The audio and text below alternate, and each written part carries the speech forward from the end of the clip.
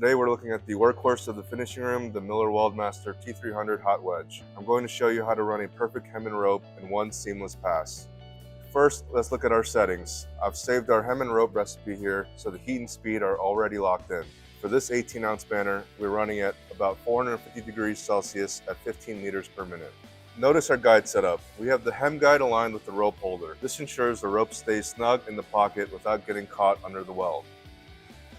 Now we'll feed the banner in. I'll align the edge of the banner into the folder, drop the weld roller, and let the machine do all the work.